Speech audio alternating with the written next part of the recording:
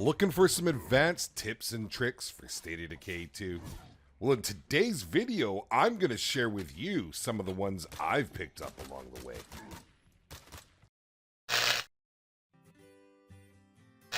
Since I started playing State of Decay 2, I have gotten a whole lot better along the way, but not only that, since I've been making the videos on it, you, the viewers, have been instrumental in the comments section giving me all kinds of tips and tricks. And so I want to share some of the best and most useful ones with you today. And by the end of this video, you'll be that much further along in State of Decay 2. Setting your survivors up for success will ultimately set you up for success. To do so, I highly recommend a good loadout, starting with the weapon. Give them an AR. Each and every one of your survivors should have an automatic rifle, with a silencer, I might add.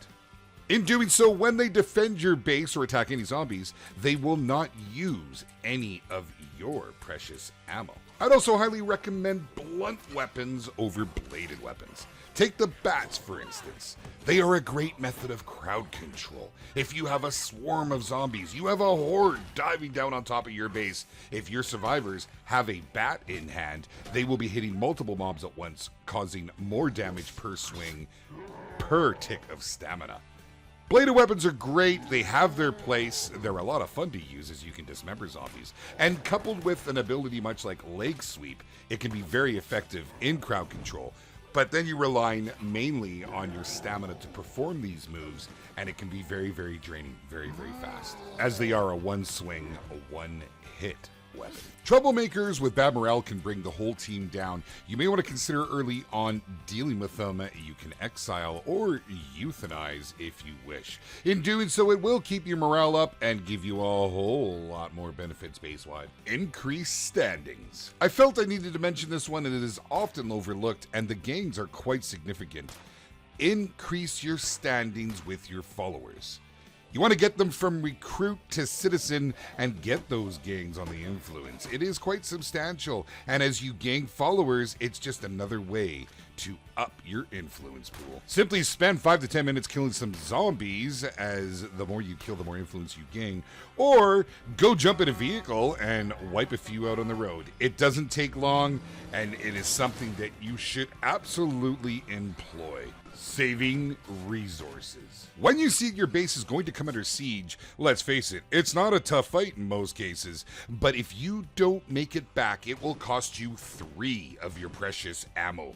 So if you get back there and you help defeat them, you will then save those 3 ammo. Essentially, that's 3 earned.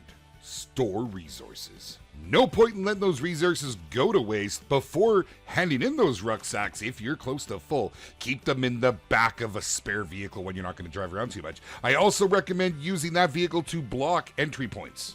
Followers. Followers are a key tool to your resource grind, so make use of them. As you can see here, I have a follower with me in the field, and I'm able to switch between them to make use of their inventory, whether it be from picking up extra rucksacks or whatever, parts, plague cures, it doesn't matter. Use them as an extension of your inventories. Plus, they'll watch your back and give you more time to resource grind and help you in a big fight. Legacy cards. You may want to consider doing some speedruns, if you will, to complete some playthroughs with each individual leader. By doing so, you will unlock legacy cards. On this particular playthrough, I unlocked the Builder legacy card, which is absolutely amazing as it provides base-wide power and water at any base with no fuel cost or threat. It's absolutely amazing. Each leader has their own legacy card, and I highly suggest that you take the time to find out which ones suit your play style and which you want to obtain. Bonus tips.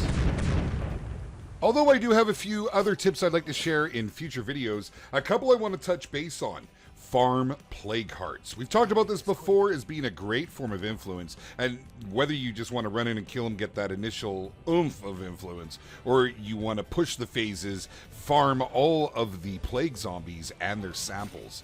And by doing so, you collect those samples and make batch cures. It is by far the fastest way to make influence, but it is not infinite. When the play cards are gone, so too is that opportunity. However, once you've taken down all the play cards, juggernauts and ferals will spawn a whole lot more frequently. And that is another form of earning influence. It's a bit of a trade-off, but it sure makes it a whole lot more fun in the open world running across those bad boys. Leaders. Now, if you're going to do a speed run simply to get the legacy cards, this doesn't apply. However, if you were going to do, say, a 100-day survival personal challenge, you want to play for some longevity, then I recommend taking the trader as your leader. Now, I could do a separate video on this if it's something you'd like to see. Let me know in the comments section below. But it is possible in State of Decay to have your base mostly self-sustainable. Now, of course, there is interactions that need to be done, but this is largely done, on my end at least, through the Trader Leader. With the Trader Leader, you can call in wandering traders, as you can see I've just done right here, and I've bought out all their rucksacks of materials. So depending on how you set your base up, you might be in the brewery crafting spirits, the whiskey and the beer, high trade value items you pick up in the world, extraordinary trade items you can trade for influence. By generating your own influence and using the trader as your leader, building a trading depot in a large slot, you can call them in. And this is one way that you can create self-sustainability. That is right. I would like to thank each and every one of you for taking the time out of your busy day for coming and joining me here. I hope you've enjoyed this. I hope you've maybe found it useful. If you have, do me a favor and smash that like button. Do it with two hands if you gotta. And don't forget, if you're new here, to hit that subscribe, tag the little bell beside it to get more tips and tricks on your favorite games. Guys, do me a favor and join up on the Discord. Hit all the links and do the stuff and the things with the button pushing.